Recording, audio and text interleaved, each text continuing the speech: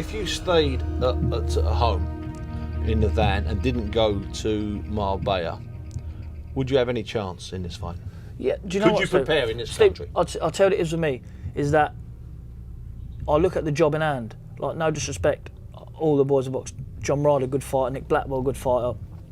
All the boys coming through, good fighters. And I beat them, but I knew I was beating them. I knew I was beating them if I didn't put 100% into training. This is your first test in your head. In my own head, this is. I know I'm going into this fight.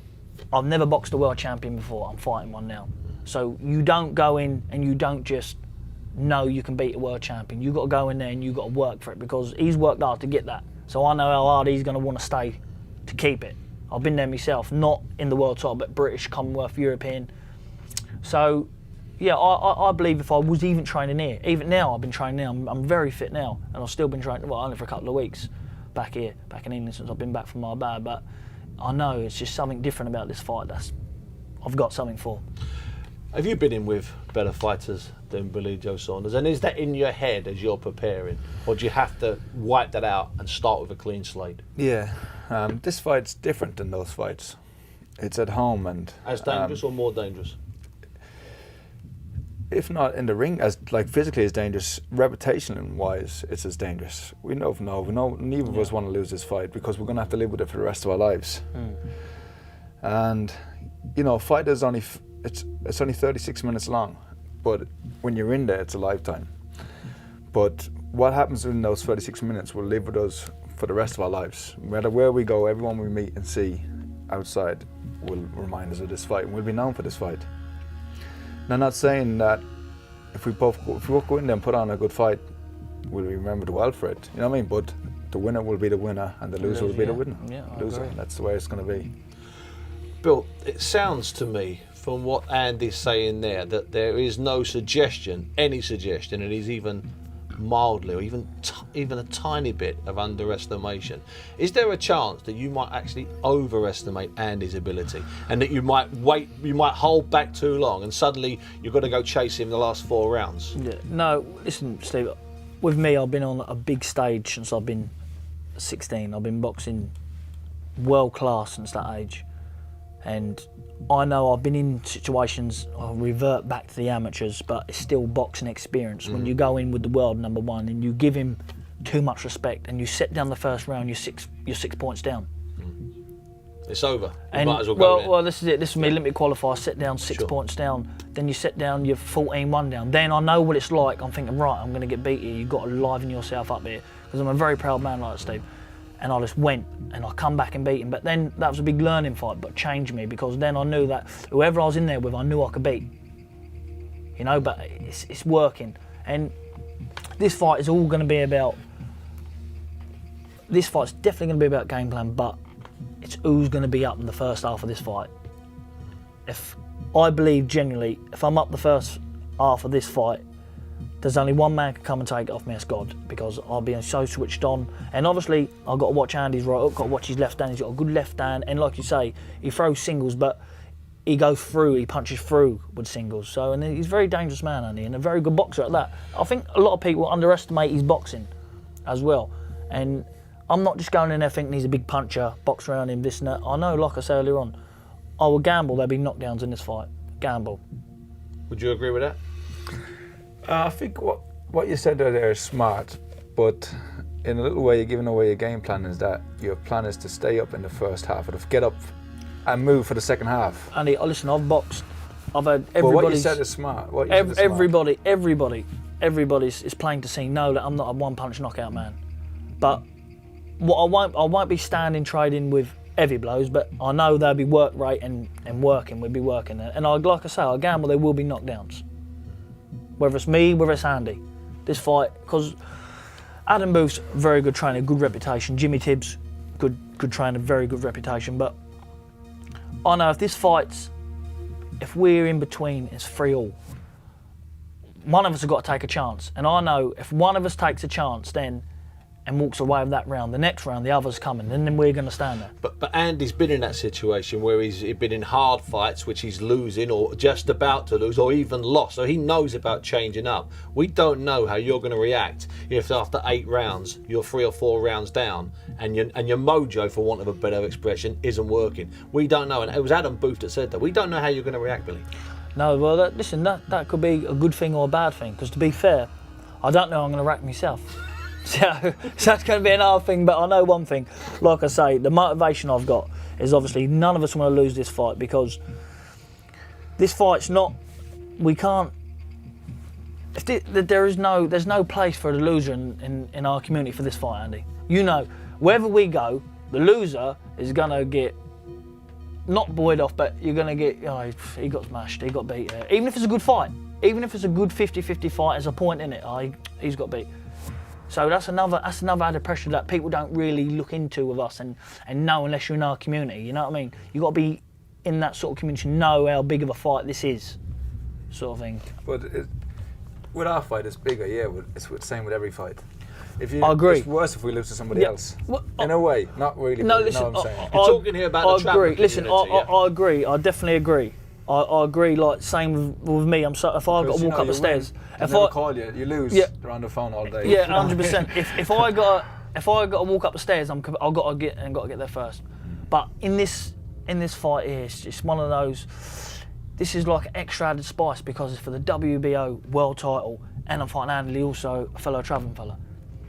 So it's added pressure, but it's added more excitement. You know, boxers are a funny species, you know. I think it's all about excitement and about chances. And you know, you got to forget, I'm not a voluntary. I'm a mandatory for Andy's title. You know, I'm sure that if Andy could have a voluntary, then box me as a mandatory, I'm sure you would have. You know, because I would have.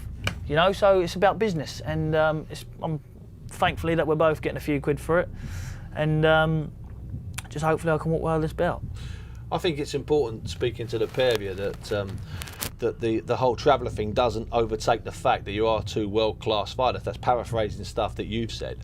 You know, I think that's quite important, because otherwise we could be out in a field in a caravan with horse and turn it into some sort of jokey free-for-all. You just got me carried away talking in the moment. Yeah, I know. But this is all that's about. What I'm here for. Listen. I'm putting this in the nutshell. This ain't just for our community. This is for organisation. This is for the boxing community. This is for what we've been raised to do. This, you know, this is for the fans. But this is all added little extras. What's been chucked into this sort of fight. This fight, Steve. You never see this fight again for a lot of years. This is a history fight. 2 travellers fighting for a world title. So I just try to get over that our roots. We're not all bad people. You know, we're as good and bad in everyone. So I like people to step back and watch me and him fight. Congratulate the winner, and say, well, they're not all bad people. Look what they're doing for their countries, you know. So, but I'll tell you one thing: on that night, you can walk away and leave all your stuff unattended because it won't be getting robbed. So everyone will be watching the fight. Yeah. Andy, on the night, Andy, in the days before, and the hours and the minutes, do you envisage your routine being different? Because it's a big fight, it's a big defence, it's your first defence in Britain or Ireland. You know, you're back, there'll be a lot of expectation. How do you envisage that evening, the hours, the final countdown? I don't see it being any different, really. Do you want it to be different? No, I don't see it being any different. I don't. What's different? It's a ring, and I'm fighting a good man, and that's what I've done for a long time. And I don't see it being any different. What about you, Bill? There was a lot of tension behind the scenes and front of camera before the Eubank fight. Do you see it being even more than that? More tension than that? See, with the Eubank thing, it was more of a pride thing. I didn't need to fight him. Listen, I could have pulled someone out of the top 15, done that, and then boxed Andy. But I'd done that because, you know, the fans wanted it. So I put that there. But this fight here, there's more excitement to me now because fighting for a world title, like in England as well, fighting for the WBO world title, it don't really sink in. You know what I mean? I'm training, I just visualise what it's going to be like, and I can't really put it into words. So on the night, it's going to be very big for me. You know, it's going to be one of my best. I just want everything perfect for myself. You know, that's the reason why I'm slaving myself, shall I say, and doing everything right. Because I know on the night when I visualise that, you know, we weigh in, we rest, but in the back of my head I'm going to be thinking I'm fighting for, this is what I've been here for, this is what I've waited since I've been in boxing for. And finally, it's here. And it just goes like a flash, you know what I mean? I can remember the first day I walked in the gym and now I'm here. All the hard work, all the amateur stuff, then the pros, and so yeah, it's going to be a big night for me. So perhaps it might be a little bit different for me. You do wear your heart on your sleeve, Bill. I mean, you pull it back once you get in the ring, but is there a danger this is the fight where you maybe lose a bit of control, let the emotion get to you? Listen, emotion won't be getting to me, Steve. It's not about emotion. I'm good at containing that. I mean, when I boxed Eubank, people thought I was a bit edgy of him, but that was just to let him think that, you know, then just let him come, wind him up, then let him come. You know, you got to be clever, very clever. And this fight don't need that because there's no animosity between me and Andy. Andy's a nice fellow, I've got nothing to say bad about him, he's a world champion. But he's just got something I want, and, you know, we've got to do business, and, you know, it is what it is, but I think I'm very good at coping with pressure. What about you with emotion, Andy? Because you know, you're a man, you're a good poker player. I would hate to play poker with you. You don't give away a lot. You smile, you try and disarm people with that. But is there a chance that even this could get to you a little bit? I think, even though we both will be in control of emotions, if he lands a good punch on me and my head snaps back and the crowd goes, "Oi!" Yeah. It's going to be worse as well. It's going to be hard to hold on to your emotions. This is a test we face in the ring, because it'll sit in your mind, and whoever makes that first imprint will have an advantage, especially with both our styles, being southpaws and being boxers and counterpunchers. It's going to be, you know, it's going to be nip and tuck the whole way. And if there is that sense of pride and machoism, and I'm sure it will come into it because the crowd are going to be there, we're going to be in there, and whoever, like I said, whoever lands that punch first, the first telling punch, that will set the tone for the fight, I think. Yeah. But it'll be important to hold on to your emotions and not to give too much away. Well, I can't say any more than that. He's right. I think that when we're in there, you know, I think that my support's going to get behind me, and I know his support's going to get behind him. And Ed snaps back, let's repeat it, and you want to come back, you want to catch him with two.